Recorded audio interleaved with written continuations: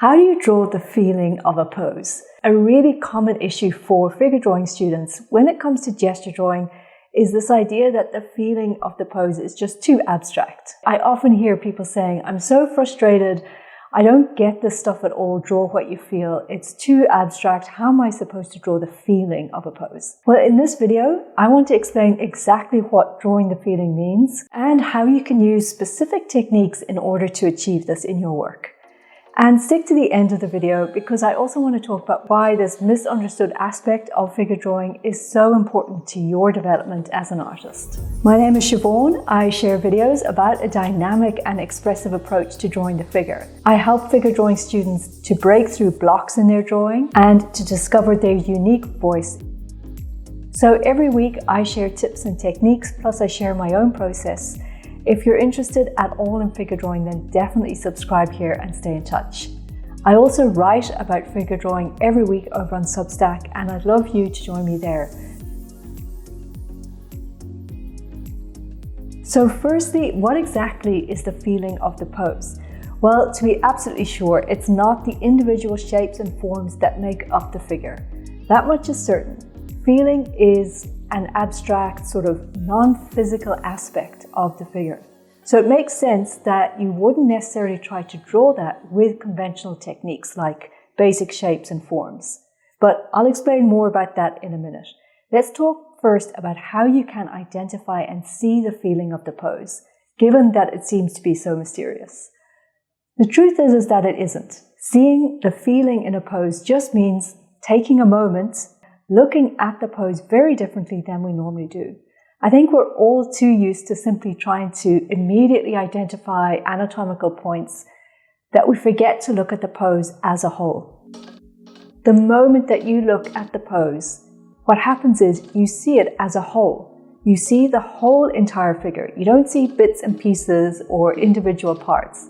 And you can quite easily describe that. You can say it's a stretched pose, it's a scrunched up, cowering pose, it's a twisting, reaching pose, or it's a powerful strain with an elongated directional pulling. And that is what the feeling of the pose is. It's your first impression. So if you don't know what the feeling of the pose is, just ask yourself, what's the first impression that I got when I looked at the model? It's really simple and it's clear. And this simple impression or this feeling is what gives the entire pose its unity. The part that makes it a bit abstract though for beginners is, well, how do you draw that? Well, here's actually the easy part, because what you can do is rely on working with a very specific set of drawing techniques. And these techniques help you to describe this abstract feeling of the pose through responsive mark making and line work. Techniques like continuous line drawing or scribble drawing or directional lines and circular drawing or mass drawing, all of these techniques, they get you into a creative flow state. These techniques work because they're not focused on shapes and outlines. Now, to be clear, they don't result in a particularly accurate or a nice looking drawing, but that's not the point. Instead, they work to develop in you a responsive way of drawing. In other words, they work because they get you out of an analytical way of thinking and into a more intuitive way of thinking.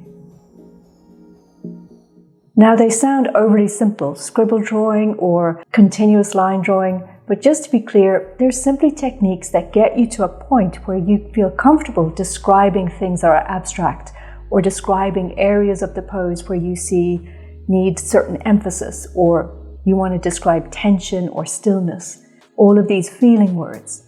And once you're comfortable doing that, then you can drop these as techniques in themselves and just work with your own natural responsive way of drawing. There is another important aspect that plays into how you draw this feeling or this gesture, and that aspect is drawing from life. I highly recommend going to life drawing to really experience the full effect of this dynamic. You can't really fully understand the feeling of a pose from just a photograph if you've never drawn it from life. It's simply very difficult for a beginner to draw the feeling from a photo because what most people will do is revert back to using simplified shapes and outlines in order to describe the 2D forms of the figure. And for practicing gesture drawing, this is exactly where it becomes frustrating, because it's never going to give you the results that a true gesture drawing will give you. So if you can't draw the figure from life, then draw anything from life in order to get these techniques down. Draw people in a cafe, sit in a window and draw people walking by, draw your friends and family, draw your pets, or even just draw plants or trees. Everything has a gesture. It's not just the dynamic and extreme poses that have a gesture or are worthy of gesture drawing. A flat stone has a gesture that you can draw. A figure slumped on a bench waiting at a bus stop or a train station, that's all gesture. Gesture is in everything around you. Again, you just need to start looking at things a little bit differently in order to see it.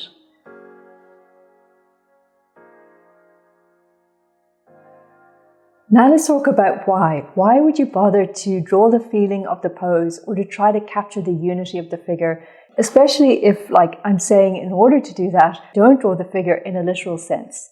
That seems like the total opposite of what a figure drawing student should concern themselves with. Well, the answer is that you should give time to this practice because you're developing yourself as an artist. I can't think of a single reason why you would be drawing something in the first place if you weren't trying to express yourself or trying to express something of the feeling that you see in your subject, even if you're trying to achieve an exact photo likeness.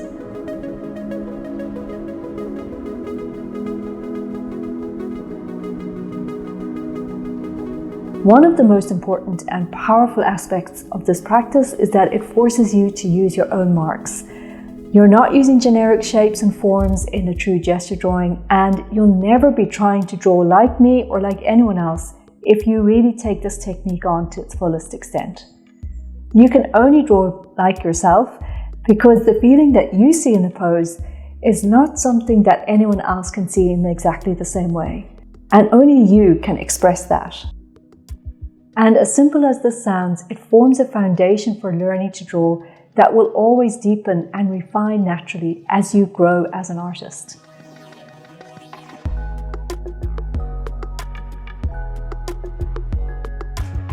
So that's why gesture drawing is so important.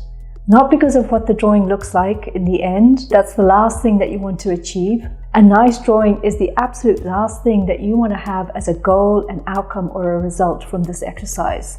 It's a side product. The real goal of this practice is much, much more important and lasting. The real goal is that it gets you to a place in your art practice of being able to recognize the unity of the figure and to express that in a way that is not a copy of someone else's style, it's not a flat photocopy of the reference, it's a drawing that no one else could have made except you.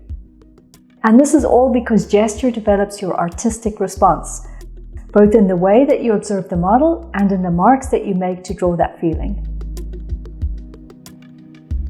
At the end of the day, the overall sort of result or the implication of all of this is that it develops in you a singular and unique signature.